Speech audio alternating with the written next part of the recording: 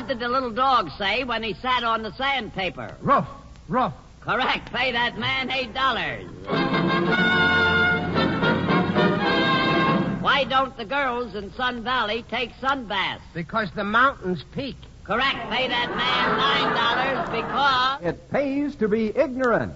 A zany half hour with those masters of insanity, Harry McNaughton, George Shelton, the nail-up girl Lulu McConnell, and featuring Doc Novik's orchestra.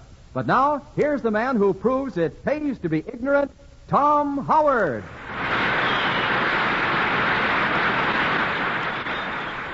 Well, here is that quiz program again, which has all the educators hollering uncle. With a board of experts who are so up on current events, they're going to vote for McKinley this election. First, we have the celebrated author, Mr. Harry McNaughton, who has just written a book entitled, He Who Carries Tales Makes a Monkey of Himself. But here he is, Mr. Harry McNaughton. I have a poem, Mr. Howard. I see. I knew a young girl named Passion. I asked her for a date. I took her out for dinner. My, how Passion ate. How passionate. That's terrible. All right, please, let's get on here. Next, we have a woman who should have been born in the Dark Ages because she looks terrible in the light. A woman who, when she wears slacks, looks like she's walking around sitting down. Here she is, Miss Lulu McConnell. You know, Mr. Howard, I had the nicest compliment paid to me yesterday. You did? Yep, I met an artist. An artist? Yep, he offered me $2,500 if I'd let him paint me. Let him paint you? Yep. Did you accept his offer? I was tempted to. When I figured out what a terrible job I'd have scraping all that paint off of me again. Yeah, that would be tough. Oh. Yeah, it wouldn't be worth the $25. No. All right, let's get on here. Next, we have a man whose pan should be under somebody's icebox. A man who can't count up to 20 without taking his shoes off. Here he is, Mr. George Shelton. Say, speaking about painting, Mr. Hart, did I tell you about my Uncle Webb put up on the farm? No. You know, yeah, he was painting one of his big barns up there, and he fell off a 60-foot ladder. Goodness, was he hurt? No, didn't even get a scratch. You mean your uncle fell off a 60-foot ladder and didn't get a scratch? That's right, yeah, he fell off the first rung. He fell off the first rung. That's terrible. Mr. Sheldon, you should have your neck wrung for that one. Now, let's get on there. Here's the first question. Pay attention, see if we can get an answer tonight. Now, let's put our best foot forward, will you please? Right. Here's the question. Is it true that Eskimos rub each other's noses, and why do they do it? Why do they do what? Why do they rub each other's noses? Maybe they're rich. Maybe they're itchy. All right. Miss McConnell, do you know what an Eskimo is? That's a sort of a pie, ain't it? No, wait a minute. With ice cream in it? No. Oh, that's silly. I mean, why would a couple of pies rub each other's noses? No. In the first place, a pie hasn't got a nose. I see. Boy, he had an awful lot of crust. He had a lot of crust pulling that gag. Yeah, he had an awful crust. You too, Mr. Sheldon. Yeah, I guess I Why did. don't you go outside and get hit with a truck? Let's get on here, please, with the program. It's about Eskimos. Now, look. Eskimos. Yeah, live Eskimos? in Alaska. Oh, in Alaska. Alaska. Oh, that's pretty cold country up there, that Alaska. You know that. Yeah. You know, I understand that they put alcohol in their whiskey. Up in Alaska. Must be cold. Oh, I know it well, you know, Alaska. Very cold up there. Uh-huh. I had an uncle who lived up there. One day he stooped over to tie his shoe and froze to death right in that position. In the position. Heavens, that was terrible. Yeah. Oh, it was too bad. We had to bury him in a bass drum. I see. Boy, can you beat that? Never mind, please. Will you cut out those awful puns? Mr. McNaughton, why don't you bore a hole in yourself and let the sap run out? Oh, I tried that once, and it ran all over the furniture. The sap ran all over the furniture? Yeah, from then on, we had maple furniture. I see. Isn't that cute? I'm incorrigible tonight. You are incorrigible. Maybe not. You are. Not only are you incorrigible, you're nutty, if you know what I mean. We're talking about Alaska. What is corrigible, that thing? What does it mean? Never mind. Let it pass. You wouldn't know, Mr. Sheldon. I didn't know. I wouldn't like it up in Alaska. You wouldn't like it in Alaska? No, I certainly would not. I remember one time I got a frostbite. Yeah, what'd you do? I bit right back. You bit back. You bit it back. Yeah. Not with Miss McConnell. Let's get on Oh, here. she had him in that night. Oh. Listen, I don't like that cold weather up there. I remember one time I was stopping at a farm up in Minnesota. And boy, was it cold. Yeah, it is I woke cold. up one morning and the pump was frozen stiff. The pump. The milk was stiff. The Yeah. cows were stiff. Uh-huh. The chickens were stiff. Yeah. I wasn't doing so bad myself. I see. It gets pretty cold down where I live in the winter. It gets cold where you live? Yep, I remember one morning last winter, I woke up, it was 10 in my room. 10 in your room. I couldn't sleep with that many in my room. Please, you're getting silly. The question is, why do Eskimos rub noses? Say, Mr. Howard, did you know that the Eskimos rub noses the first 3 years, and then the 4th year they kiss? The first 3 years and the 4th year they kiss. That's novel. You know, the 4th year they kiss? Yeah, that's lip year. That's lip.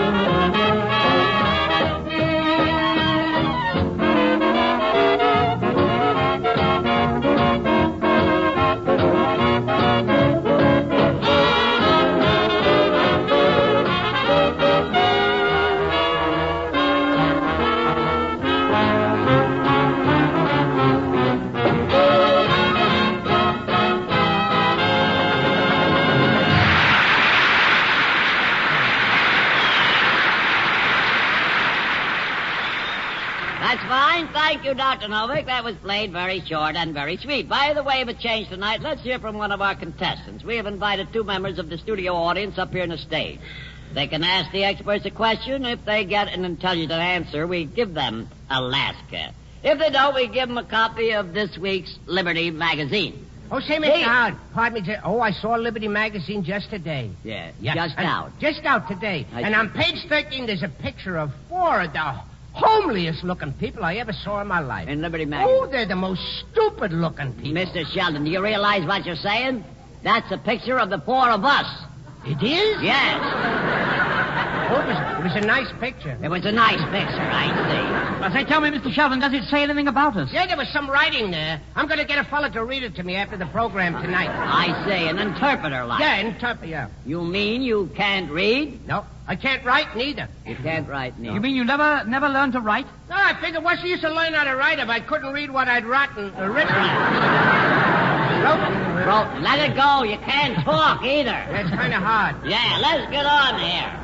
We got a guest here. We're very glad to have you with us. How do you feel?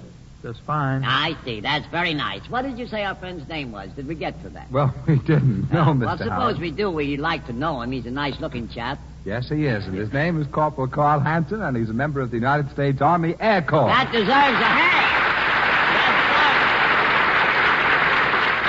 Yes, sir. Corporal, that's very nice and we're proud of. We're glad to have you with us. How do you feel? Just fine, Mr. Howard. That's the boy. You look great. You certainly look great. Whether you do right here or not, you're in for $25. Let me tell you that right now. We're very, very glad to have you with us. Where is your hometown, would you care to tell us? Fairhaven, New Jersey. Fairhaven, New Jersey. Well, think of that. Been down there lots of times. In fact, I know the entire police force in Fairhaven. Yes, sir. He's a very nice fella. I've talked to him many, many times. See, Mr. Howard, did he say Fairhaven, New Jersey? Fairhaven, New Jersey. Well, squirt a hose on me and call me a drip. I like you very much. I used to work in that town. You did? Yeah. I was an electrician in a jelly factory. You were an electrician in a jelly factory? Yeah, I used to put the currents in the jelly.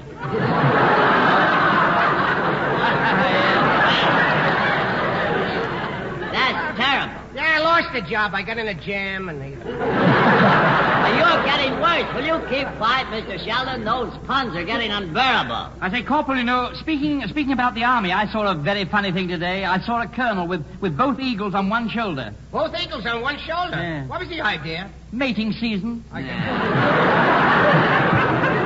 cute, Mr. McNaughton. Very cute. May I ask you something, Corporal? What did you do before you entered the service? I was a letter carrier. Oh, a letter carrier. Yes. In Fairhaven. That's Well, right. isn't that great? A mailman. Mm-hmm. Yes. What's wonderful about that? All men are mailmen. Oh, man. You're downright punny tonight, there, Mr. Sheldon. I say, tell me, Corporal, if I mail a letter tonight, will it get to Philadelphia tomorrow? Yes, I think it will. Well, that's funny. It's addressed to Chicago.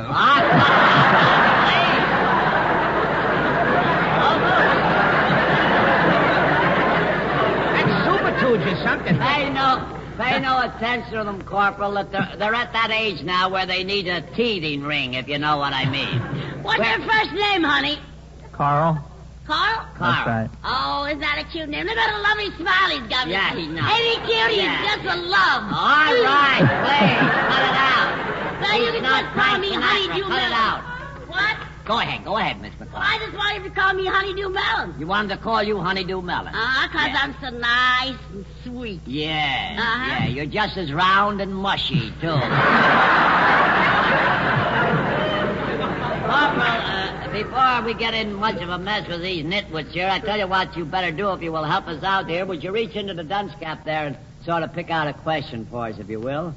If you don't mind, would you read the question? Just read it into the microphone in that nice Fairhaven voice of yours. What kind of power is used to run an electric engine? Did you hear that, gentlemen? What kind of power is used to run an electric engine? Now, there's a very good question. Oh, rather, I like a question like that. You know, it's got a lot of up and go about it. Yeah. I used to go with a young man once. He sure had a lot of up and go about him. Yeah, what happened to him? He up and went.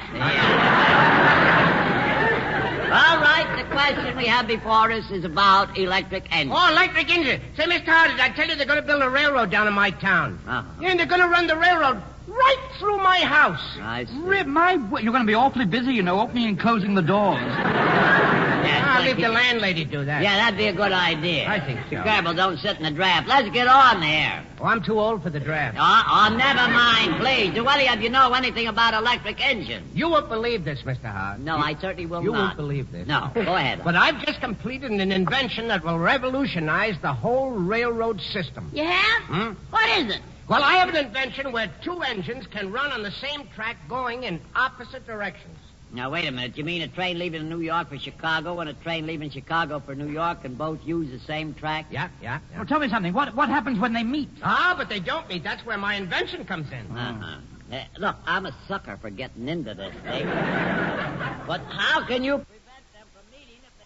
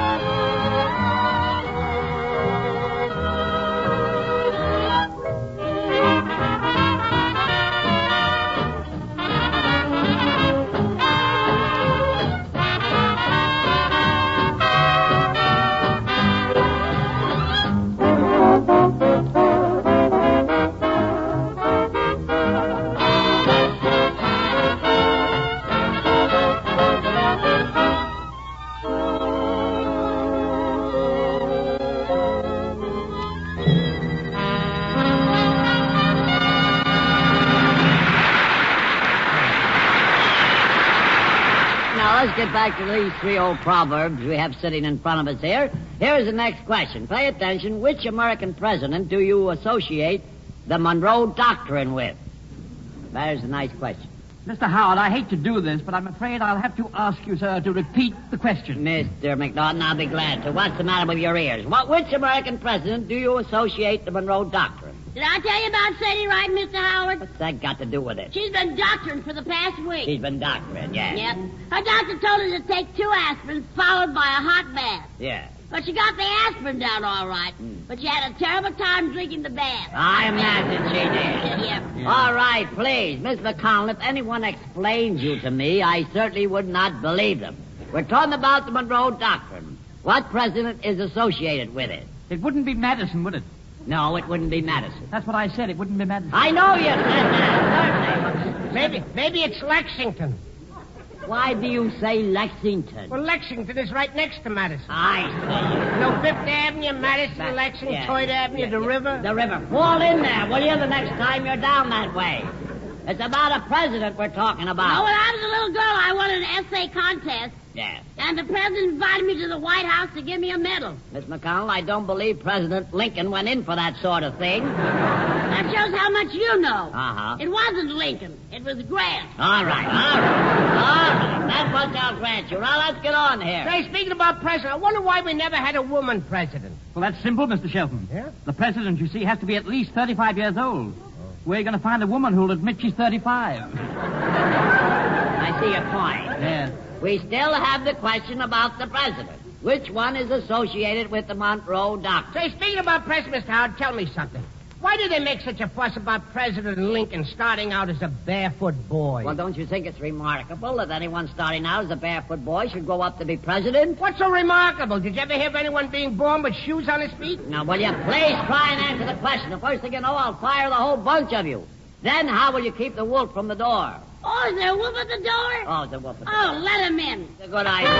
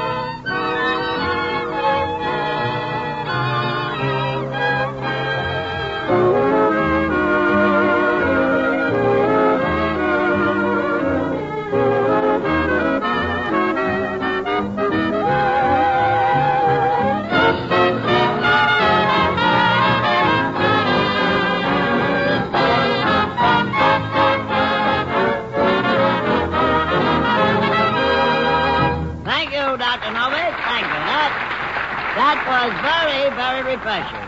Who is our next contestant, Mr. Roberts? Our next contestant, Mr. Howard, is Yeoman, 3rd Class, Rose Elias of the Wave. Oh, fine.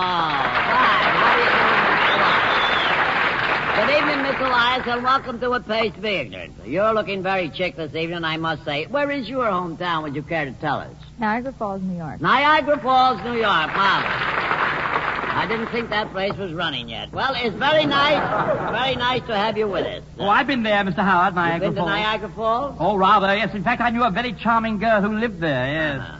She's in uniform now, though. She's in the Foreign Service. In the Foreign Service? Yeah, she's a waitress in a Hungarian restaurant. She's a waitress. You know, that's a coincidence, you know. Really? What?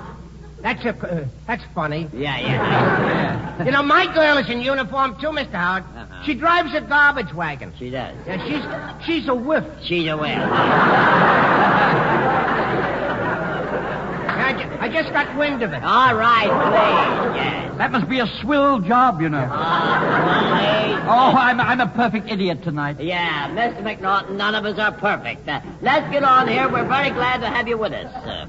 I'm glad. Very glad. Yeah, I love your uniform, honey. You do? You look so nice in it. Fine. I love pretty clothes. Yeah, why don't you wear some? I'll have you know I was voted one of the 10 best dressed women. Yeah, Miss McConnell, you are the 10 best dressed women. I won't keep you any longer, miss, but you reach into the dunce cap there and pick out a question for us. And would you be kind enough to read the question, please? Just read it right into the microphone, if you will. Who was Hamlet talking to in his famous... Will you help her out there, Mr. Roberts? Yes. Correct. Who was Hamlet talking to in his famous... Don't tell. Who writes these things? Now, that's a very interesting question, you know. Yes, it is. That's a very jolly question. Yeah, we want to find out now who Hamlet was talking to. Would you mind repeating it? Would you... maybe Mr. Sheldon could read it. Could you? Should I hand it to him? Yeah, hand it to Mr. Sheldon. Yeah. Who was Hamlet talking to in his famous... squirt? All right, let's call it soliloquy. How is that? Oh, that's what it is, soliloquy. All right, please. Who was Hamlet talking to in his famous soliloquy? Who was in the soliloquy with him? Ah, cut it out. What do you mean, who was in the soliloquy? There was no one in it with him. No one there. Who was he talking to? He wasn't talking to anyone. But you just asked, who was he talking to? Okay. Now you say he wasn't talking to anyone. Why don't you make up your mind? All right. While I'm about it, I'll make up one for you, too. Don't you remember the famous speech in Hamlet? It begins with, to be or not to be.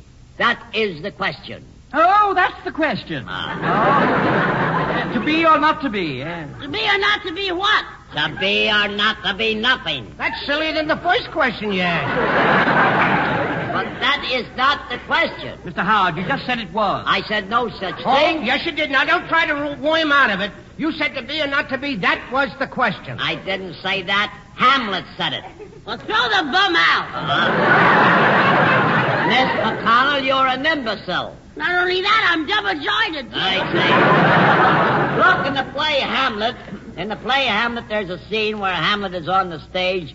That's where he does his famous soliloquy. Yes. It reads, to be or not to be, that is the question, whether 'tis nobler in the mind to suffer the slings and arrows of outrageous fortune or to take arms against the sea of trouble and by opposing end them.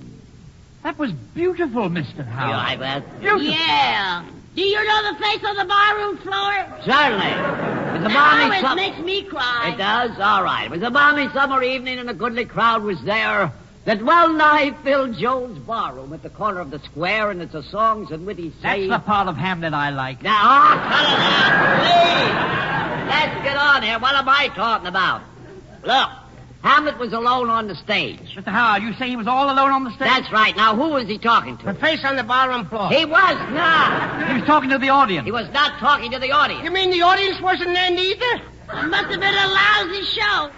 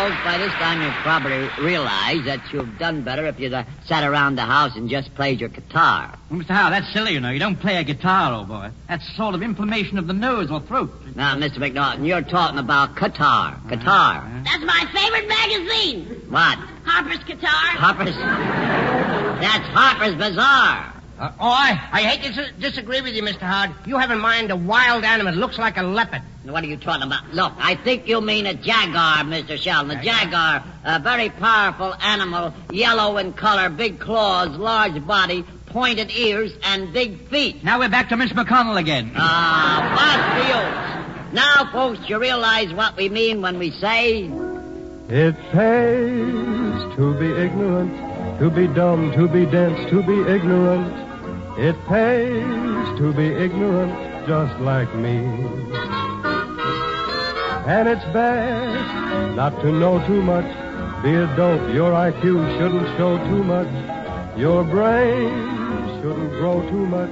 Wait and see. This is the Armed Forces Radio Service. When I was just a school kid, I wasn't awfully bright. I had a pretty teacher who made me stay in each night. So you see, it pays to be ignorant. Have no brain, be insane, just be ignorant. It pays to be ignorant, just like me.